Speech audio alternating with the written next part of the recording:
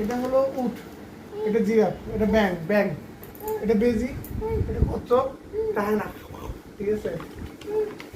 এটা হলো ইঁদুর, এটা হলো ভেড়া ব্যা ব্যা, এটা হলো ভালুক, এটা হলো সাপ, এটা হলো সাপ, ঠিক আছে।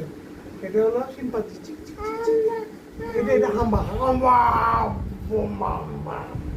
আচ্ছা এটা হলো গাধা, এটা হলো ঘোড়ার টকবক টকবক টকবক। এটা হলো, এটা কি ছাগলের মেয়ে, এটা মেয়ে।